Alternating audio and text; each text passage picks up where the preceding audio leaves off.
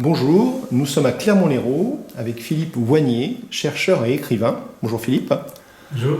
Alors, vous venez d'écrire une pièce de théâtre étonnante sur le thème d'Akhénaton et Néfertiti, sous-titré « Le souffle de l'esprit ». Alors, comment, pendant cette période de confinement, vous avez eu l'intuition d'écrire ce texte sur une période de l'histoire qu'on connaît, mais un personnage aussi qui a été décrié pas mal, ce souverain Akhénaton et sa femme Néfertiti? Eh bien, c'était pendant le confinement. Mon épouse et moi-même avions pris connaissance d'une prière adressée par Akhénaton à Aton. Et nous en avions été tellement bouleversés, saisis dans une force, que j'aimerais pouvoir vous faire partager quelques lignes tout de suite en entrée. Je te prie, toi qui demeures dans la paix, Seigneur de la joie de mon cœur, je viens devant toi. Enlève de moi chaque impureté qui réside en moi, afin que je vive conformément à Dieu, le Père céleste. La question qui me vient, c'est qu'est-ce que l'Égypte antique a encore à nous dire au XXIe siècle?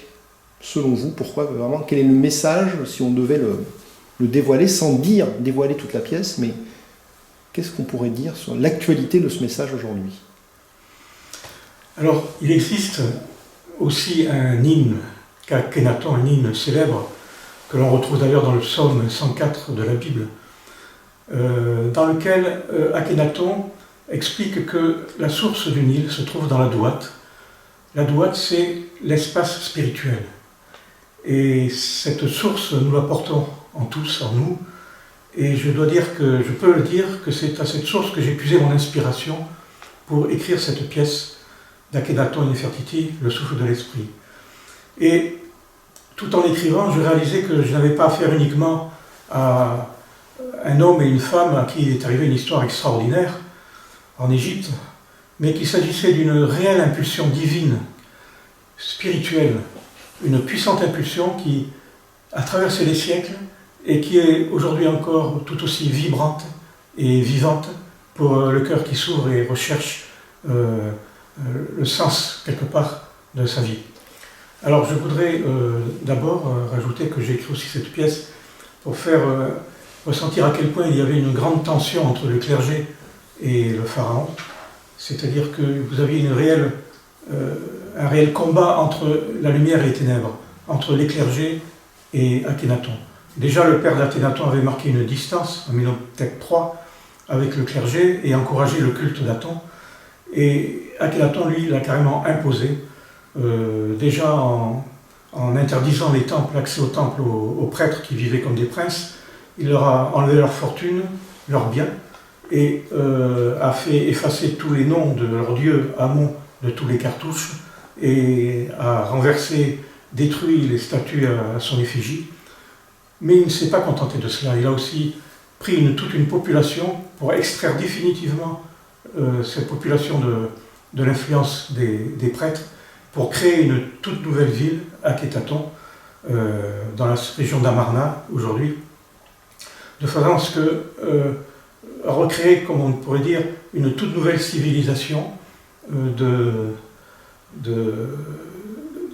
analogue un peu à l'empire céleste chinois. Voilà. Alors, pour encore préciser, vous avez 3 personnages, pendant que vous avez dit qu'il y avait 6 actes, c'est effectivement le cas, sur lequel va tourner 3 personnages. Vous avez Tii, la mère d'Akhénaton, qui est la fille d'un riche propriétaire terrien et fille d'une danseuse de rite dans les temples. Et vous avez ensuite, elle était une femme puissante, je parle de Tii évidemment, sensible spirituellement et avec un don de diplomatie apprécié de l'étranger. Ensuite, comme personnage, vous avez Néfertiti, dont on connaît peu les origines, mais dont le nom signifie « la belle est venue ». Et la belle est venue, c'est l'âme est là. Et effectivement, c'est une grande âme qui a soutenu Akhénaton jusqu'au bout dans tous ses projets de réforme spirituelle, inspirés notamment grandement par Tii. Et puis vous avez Akhénaton, bien entendu, qui a dû changer de nom, donc. Au départ s'appelait Amenhotep IV. Amenhotep rendait hommage à Amon, le dieu des prêtres, et Akhenaton signifie celui qui est efficace, celui qui est utile à Aton. Voilà. Bien, alors pour permettre aux spectateurs de rentrer un peu dans l'esprit de votre écriture, votre pièce, nous allons émailler notre entretien d'extraits, de dialogues entre ces personnages. Je vous laisse introduire le premier. D'accord. Alors, il s'agit d'un poème dans lequel je fais apparaître à travers la déclamation de Akhenaton, tournée vers Néfertiti. En fait, on réalise qu'il ne s'adresse pas à Néfertiti, mais qu'il s'adresse à l'âme, et donc à sa propre âme. Voilà, et je vous laisse maintenant écouter ce poème. Néfertiti, tu me fais écouter l'inaudible, tu parles l'indicible et me fais voir ce qui se dérobe. Tu essuies la sueur de ma souffrance, je respire alors l'essence de ton cœur secret. Tu me fais toucher les stigmates d'un autre en moi qui, comme toi, écourte ma pénitence par son seul regard. Renaît dans ma folie humaine afin que celle-ci s'entende voir que son destin n'en est pas un, mais que je ne suis pas seul. Car les vents prodiguent même aux plus frêles esquifs toute leur puissance. Néfertiti, voir sa misérabilité est insupportable. Le vertige est au vide ce que la pesanteur est à nos limites, mais éclose est la rose qui n'a plus honte de ses épines. Néfertiti, ta main délicate traverse, avant qu'il ne s'éclate, le miroir tendu par 1000 vies, 1000 douleurs, 1000 joies, 1000 pleurs, et brise mon cœur essoufflé par trop d'expérience sur chaque marche d'un escalier trop sombre. Ta main saisit la poignée de la porte d'en haut qui me résistait. Je compris alors que tes trésors ne m'étaient pas destinés, mais appartenaient au soleil. Et seule sa main peut en établir le partage. Néfertiti, la lumière et l'ombre sont l'espace d'Aton, et notre devenir est sa terre sacrée, notre métamorphose, l'accomplissement de son amour. Ô Néfertiti, la belle des belles, ma grande épouse, qui aujourd'hui s'éveille en moi, ma douce folie, qui par mes sens recueille ta céleste grâce. Recouvrant mon rocher solitaire du son de l'univers, alors nos êtres s'arrachent des dernières larmes et nos sentiments se touchent, réchauffés par leurs ailes. Un mot d'amour, extase divine, vertu des vertus, dont l'onde frissonnante de sa main charitable ouvre nos cœurs et nous libère. Nous allons nous promener dans les 6 actes de la pièce. Là, nous avons évoqué l'acte 1. Et là, on passe à l'acte 2, où vous introduisez effectivement les 3 personnages, et notamment le personnage de Tilly, qui a joué un rôle très particulier, je crois, dans les...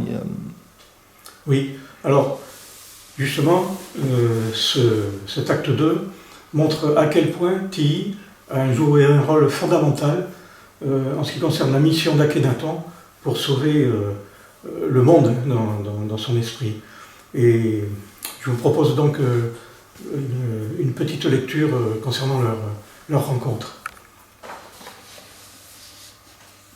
Néfertiti, grande épouse de mon fils Amenhotep IV, et toi, mon fils bien-aimé, écoutez tous les deux mes paroles, qui seront pour vous des lignes de force lumineuses et fondamentales pour l'œuvre divine qui vous attend. Je sais que nous avons une mission à accomplir, Mère, et ta sagesse, en l'occurrence, nous est précieuse. Mon défunt époux, le grand pharaon Amenhotep III, ton père, œuvra dans l'ombre pour établir les conditions nécessaires à l'accomplissement de votre destin céleste. Amenhotep III souffrait de voir son peuple courber l'échine sous l'emprise des jugements des prêtres d'Amon, car des hauteurs élevées de l'esprit, les prêtres tombèrent dans l'oubli des principes purs, et depuis bien longtemps ont entraîné avec eux le peuple dans la croyance et la superstition. Amenhotep III prit la décision de transformer cette force funeste de jugement en force divine d'accomplissement. Tel est le tour de force que vous devez opérer. Tel est le grand problème devant lequel le peuple se trouve. Sur quelle force et quel pouvoir pouvons-nous compter pour réaliser cela? Si vous unissez vos forces à celles d'Amenhotep III et aux miennes, vous découvrirez assurément qu'ensemble, nous pouvons résoudre ce problème pour votre peuple, par la pratique de la magie de l'esprit solaire unique, Aton. Moi, pharaon d'Égypte, j'ai voué ma vie au service de mon peuple. C'est pourquoi il est nécessaire que tous les deux, Néfertiti et toi, vous commenciez chaque jour à réaliser à quel point le souffle sublime de la vie, la magie d'Aton, est omniprésent, et si votre comportement est en harmonie avec cette révélation. Pourquoi de telles recommandations, Mère? Le salut du peuple dépend dans cette vie même de votre salut. Comment cela? Dans sa grande clairvoyance, Amenhotep III projetait qu'une partie relativement restreinte du peuple pouvait être préparée à conserver le souffle de l'esprit, le vivifier et le rayonner dans le monde. Et un jour, le peuple entier devra reconnaître sa gloire et sa bienveillance. Et le ciel fera descendre sa manne solaire sur la terre. Guidé par les rayons d'Aton, le peuple parviendra à la justice et à l'harmonie. Parlons davantage de ce grandiose projet, Ti. Sachant cela et comprenant cela, nous devons à nouveau considérer l'essence de l'enseignement d'Aton. Et nous devons affirmer au peuple qu'Aton est la véritable essence, le fondement même de la magie de l'esprit solaire. Pour cela, il nous incombe de transmettre la puissance suprême de son rayonnement. Aucune autre force, aucune autre influence, ni dans la sphère matérielle, ni dans la sphère de l'au-delà, ne pourra prendre la place de l'esprit solaire unique, Aton. Je vais faire effacer le nom d'Amon, dieu des prêtres, de tous les temples et monuments, et ferai détruire les statues à son effigie, afin que toutes les divinités de son culte, prétendues peupler l'au-delà, ne puissent exercer davantage leurs emprises sur le peuple. C'est une bonne manœuvre qui portera à conséquence à Amenhotep, mais cela ne suffira pas. C'est-à-dire, Mère, Il nous faut nous consacrer à la réalisation de l'immortalité de Ba, l'âme. Oui, Néfertiti, tu as saisi que pour comprendre et transmettre l'esprit, pour travailler avec lui, il vous faut un vêtement plus délicat qu'un fin voile de soie, une âme régénérée par les rayons de l'esprit. Vous devez connaître, posséder et éprouver, jusque dans votre chair, ce véhicule céleste, comme étant votre âme véritable. oui, Ba est la clé. Il te faut percer, mon fils, jusqu'à la sagesse et la compréhension auxquelles avait accédé ton père. Car son premier effort s'était porté sur la perfection de Ba, comme un nouveau corps. Le corps des étoiles, le corps de l'âme. Comprenez bien ceci. L'âme parfaite est l'intermédiaire entre le monde de l'esprit et le monde des formes. C'est là son immense responsabilité. Et son extraordinaire pouvoir dans ce monde. Tous les initiés vainquent la mort grâce à certains de leurs principes immatériels qui sont l'âme étoile bas ainsi que le corps de vitalité K, puis le Ak, l'état de bienheureux réalisé par la transfiguration de l'être tout entier. Quelques hommes sages et vertueux qui partageaient la foi de ton Père en un Dieu unique ont acquis avec lui ce grand et puissant principe de l'âme et disposent pour la plupart du corps de l'âme renouvelé et rayonnant le souffle sublime de la vie. Ils sont donc capables aujourd'hui de mettre en pratique la magie d'Aton et vous apporteront tout leur soutien dans l'accomplissement de ce plan grandiose. On a effectivement beaucoup de notions dans tout ce qu'on a entendu. Alors peut-être commencer pour les auditeurs qui ne sont pas familiers avec le vocable ésotérique égyptien. Qu'est-ce qu'on entendait à l'époque par le mot « ba » en langue ancienne égyptienne ? Alors le ba, pour certains spécialistes, serait l'esprit, pour d'autres ce serait l'âme. En fait, le ba correspond à ce que les philosophies spirituelles orientales appellent le corps du désir. C'est-à-dire c'est un corps subtil, invisible, qui pénètre les organes et qui serait le siège des émotions et le siège de la sensibilité, ce qui sont les attributs de l'âme. Donc sous le terme ba, on entend à la fois le corps du désir et à la fois l'âme. Et vous pouvez fonctionner donc soit sur le registre des émotions humaines, soit sur celui du désir de l'âme qui aspire à l'esprit, et celui-ci lui confère à ce moment-là l'éternité. D'accord. Alors, on a un autre mot qui rime avec ba, c'est ka. Alors ka, de la même manière, par rapport aux philosophies orientales, serait le corps de la vitalité, parce que chez les Égyptiens, ka était la vitalité. Et ce corps englobe le corps physique et le dépasse de quelques centimètres et lui donne le pouvoir de se mouvoir. C'est un corps énergétique. Et ce ka a pour vocation de devenir à terme le véhicule de l'âme, le véhicule céleste que j'expliquerai un peu plus tard. Alors, vous avez ensuite le Ak. Le Ak, dans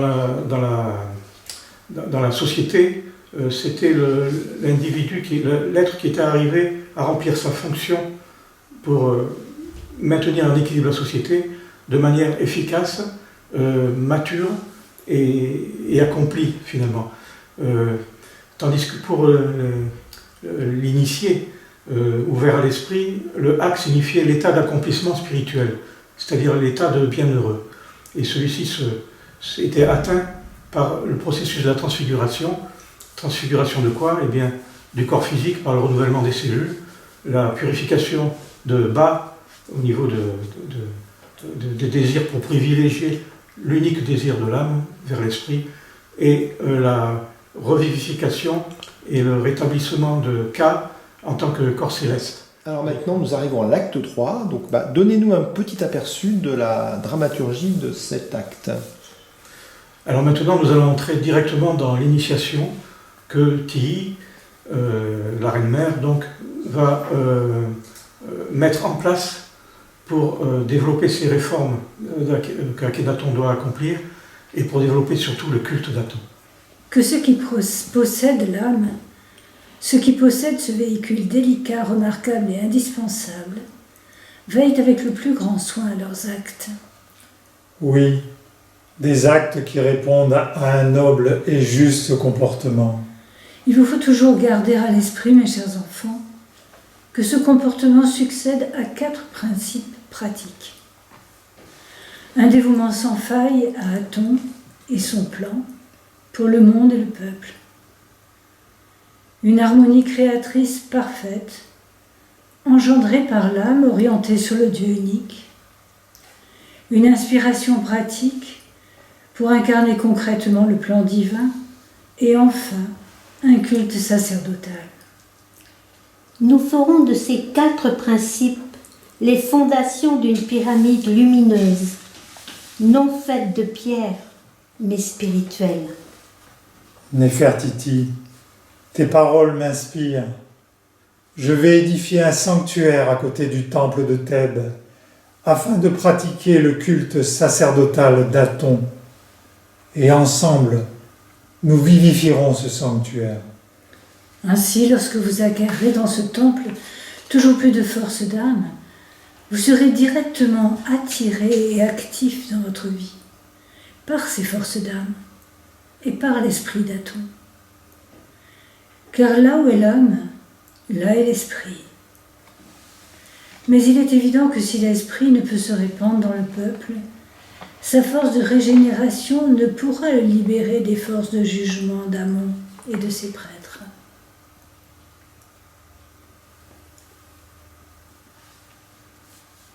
Et les hommes resteront prisonniers de leur misère intérieure. Puissent tous les hommes possédant l'âme régénérée nous soutenir dans la construction de cette pyramide céleste au service de l'humanité. Tout participant à cette construction verra alors s'accomplir aussi en lui 3 mystères. Notre mission est de révéler ces mystères. Le mystère de l'éveil de bas, l'âme, par l'étincelle divine qui ouvre le cœur à l'amour. Le mystère de la descente des rayons de l'esprit, dans K, corps de la vitalité. Et enfin, le mystère de Shu, celui de l'inspiration supérieure. Voilà, donc là effectivement on voit bien qu'on est en plein mystère, on va dire même il y aurait 3 mystères. Alors est-ce que vous pouvez, pour les néophytes que nous sommes, développer un petit peu l'essence de ces 3 mystères? Alors, le mystère de bas, c'est le premier mystère, c'est le mystère du réveil de bas, qui commence par l'ouverture, en fait, du cœur. Hein, si vous preniez comme symbole, par exemple, un lotus que vous prendriez dans un des bassins des palais du royaume, que vous le preniez et que vous le placiez dans le cœur, là vous avez créé un archétype symbolique du cœur, c'est-à-dire du cœur spirituel.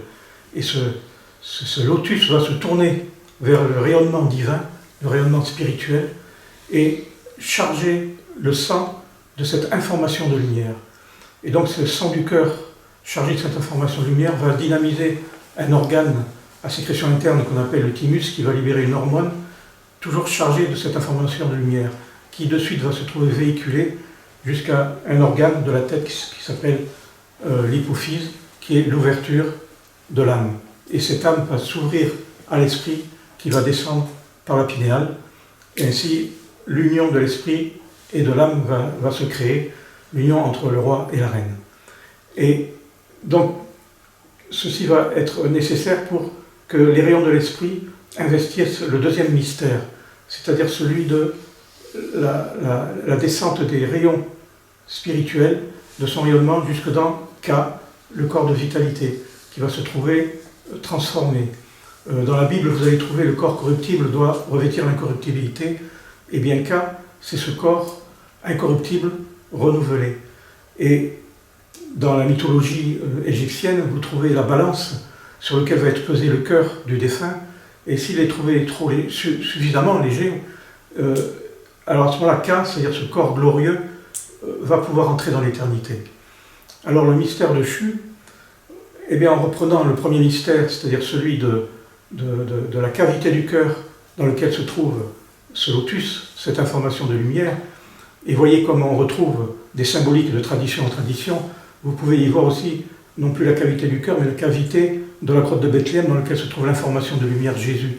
Et pour couronner le tout, la finalité de ce processus de renouvellement va se retrouver dans la couronne d'épines qui va percer le cerveau ordinaire pour y laisser pénétrer la lumière, c'est-à-dire qu'un nouveau cerveau, un nouveau corps de lumière mentale va se créer, analogue à ce que les hindous appelaient le manas supérieur.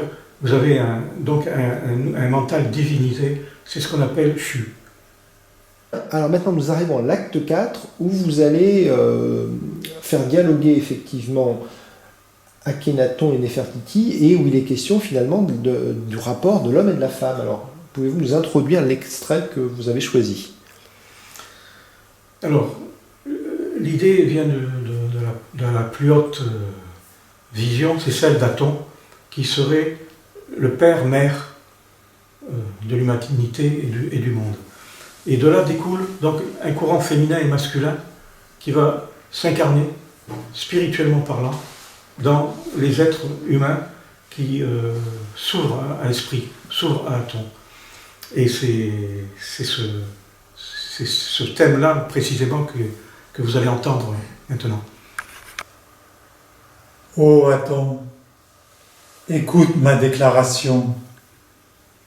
Ô Aton, Dieu unique, Père et Mère de toute création, Akhénaton est ton horizon. Aton, Dieu universel, ne limite pas tes bienfaits à l'Égypte.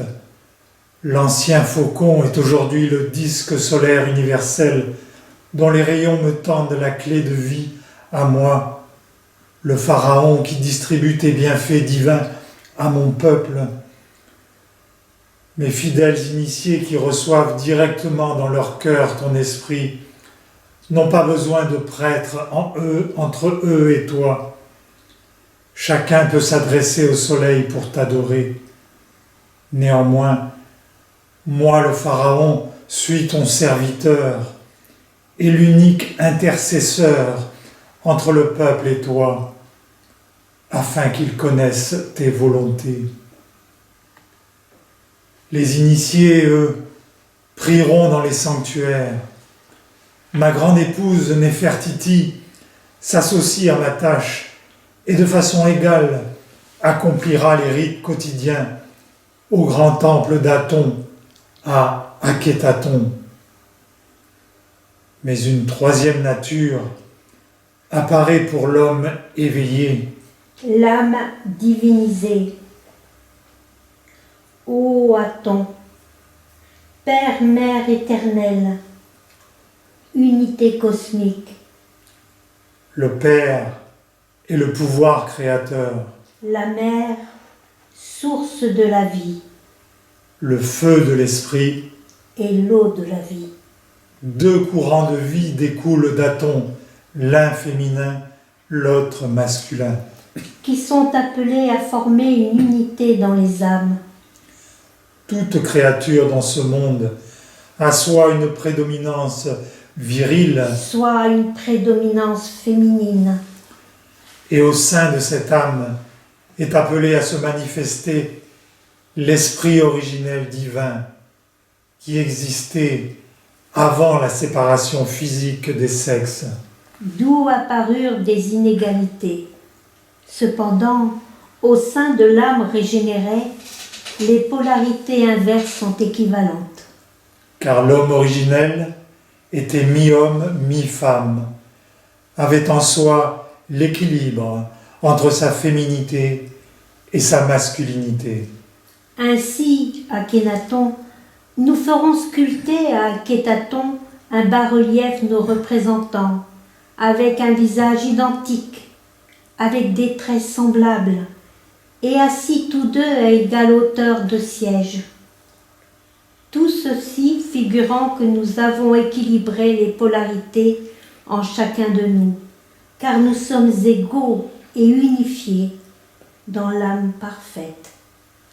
Au-dessus de nous sera représenté le disque solaire d'Aton, dispensant ses multiples rayons terminés par des mains aimantes, et nous baignant tous deux dans sa lumière. Nos filles seront aussi représentées avec notre visage, démontrant ainsi qu'elles sont également saisies par ce rayonnement d'amour. Effectivement, dans cet extrait, on voit bien qu'on passe de la dualité à l'unité. Alors, est-ce que vous pouvez préciser un petit peu qu'est-ce qu'on entend dans cette époque par la notion d'unité cosmique ? Alors donc le bas-relief dont il est fait question, dont il est fait référence, se trouve à Berlin, dans le musée de Berlin. Donc vous avez représenté Akhénaton et Néfertiti comme étant jumelles on pourrait dire, et complètement imprégnés par les forces de l'esprit, donc totalement unifiés. Et en effet, lorsque un homme et une femme se tournent vers l'esprit, en l'occurrence Akhenaton et Néfertiti, l'homme est touché au niveau de la tête et la femme dans le cœur. Et l'homme reçoit donc l'esprit, le feu de l'esprit, et la femme, la lumière. Et leur collaboration va unifier les polarités inverses de leurs différents corps, faisant que leurs polarités inverses deviennent complémentaires et servent de canal au principe père-mère d'Aton de s'incarner pour le sauvetage de l'humanité. On va aborder la fin de votre pièce, l'acte 6. Alors, c'est pas tout à fait le happy end tout de suite, puisque là, les personnages, dont Néfertiti, sont vraiment en proie à un désespoir assez terrible. Alors, expliquez-nous un petit peu quelques éléments de cette intrigue finale. Oui, alors là, Néfertiti va se trouver devant la plus grande épreuve de sa vie. En ce sens, elle a construit quelque chose avec Akhenaton, et que tout paraît se détruire. D'abord, elle est affectée par des drames familiaux, et puis sur un plan plus géopolitique, les frontières sont renversées par leurs pires ennemis, et Tilly va devoir lui apporter une réponse d'ordre spirituel à ce qui se passe en elle comme un vécu dramatique. Tilly, comment peux-tu te trouver ici-bas? Tu es décédé. Ton corps repose dans sa tombe. Néfertiti, je t'apparais en vision depuis le royaume des bénis. Je suis venue veiller à tes côtés sur la dépouille de ton époux, mon fils bien-aimé. Le malheur s'est acharné sur notre empire et notre famille, Tilly. L'Égypte traverse des jours sombres comme jamais. Le pays subit une profonde crise. Les prêtres en tirent leur épingle du jeu. D'abord, une crise économique, la pratique du troc, le système de production et de redistribution que les clergés organisaient avec l'administration s'est disloqué depuis la confiscation des biens et terres agricoles des prêtres. Oui, l'Égypte vacille, dit. Les Kétas et les Amorites ont envahi nos conquêtes en Syrie et en pays de Canaan. Des hordes de pillards barbares se sont embarrés de Jérusalem et Méchido. Le fait qu'Akhenaton, le pacifiste, omit de prêter main forte à ses vassaux, a causé la perte de Sidon, Byblos et Tyr. Le chaos va-t-il tout engloutir? À quoi tout ce que nous avons construit aura servi, Tilly? À quoi bon toutes ces années bâties sur du sable? Non, pas sur du sable, Néfertiti. Ne laisse pas ton inspiration se troubler davantage. Tu sais bien que le pays des bénis d'Aton n'est pas de ce monde de matière grossière.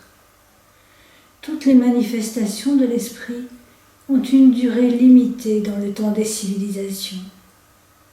Mais tous vos efforts, luttes, souffrances et sacrifices que vous avez fournis à Akhenaton et toi pour mener à bien votre grande œuvre auront laissé leurs empreintes indélébiles dans la mémoire cachée du monde, comme des impulsions divines dont les âmes présentes et à venir en recueilleront dans leur cœur les puissantes ondes traversant les siècles. Tu peux t'en réjouir. Me réjouir. 3 de mes filles ne sont plus de ce monde. La mort d'enfants. Chagrin incommensurable. Tuées par la peste, on prétend une vengeance des divinités délaissées. Mon Akhenaton a aussi déposé son corps, probablement empoisonné par les prêtres d'Amon, comme si le chagrin qui l'affectait aussi n'avait pas suffi. Il était un grand pharaon, mais aussi mon mari. Ton cœur est déchiré. Je ne sais si mes blessures ne pourront jamais se refermer.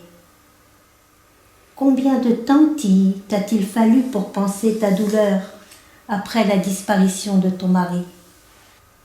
Voilà, donc en écoutant ce poignant dialogue entre les deux femmes, on voit bien que Néfertiti, elle est au fond du trou, un peu quelque part, et même toute cette espèce d'impulsion spirituelle. Alors, est-ce que à la fin de votre histoire, il y a quand même la lumière, un happy end, ou comment avez-vous résolu, sans tout dévoiler, cette intrigue qui paraît fort complexe? Alors oui, vous avez le drame, qui est l'écroulement de l'Égypte, enfin pas de l'Égypte en fait, du règne d'Akhénaton, à laquelle Tilly va donner une réponse, comme je disais, d'ordre spirituel. C'est-à-dire qu'à l'arrière-plan des événements, il y a le sens, c'est celui que va trouver l'âme dans ses épreuves, dans ses expériences. Et c'est en ce sens-là que Néfertiti va trouver non seulement le réconfort, mais à revivifier son impulsion spirituelle par les révélations que Tilly va lui faire. Alors, vous avez donc un monde qui s'écroule, et Tilly va lui mettre en relation, en corrélation, je dirais, l'harmonie cosmique que l'on appelait la Mahat, qui se base sur 4 piliers. Elle s'exprime sur 4 piliers, c'est-à-dire la vérité, l'ordre, la stabilité et la justice. Et à l'origine, les 4 piliers, il incombait au pharaon de les instaurer dans la société. Mais pour les initiés, tels que Néfertiti, ces 4 piliers avaient une résonance toute particulière. L'ordre, c'était l'ordre du plan divin pour le monde et l'humanité. La stabilité était celle de l'omniprésence divine, c'est-à-dire la stabilité éternelle. La vérité était celle que conférait la lumière intérieure. Et la justice était la justice divine. Et Tilly va mettre en corrélation ces 4 piliers avec les 4 corps. Le corps donc physique, le corps mental, Ka, le corps vital, et Ba, le corps du désir. Et elle explique que par la rupture originelle avec l'esprit, ces 4 corps se sont retrouvés dégradés. Et donc par la rupture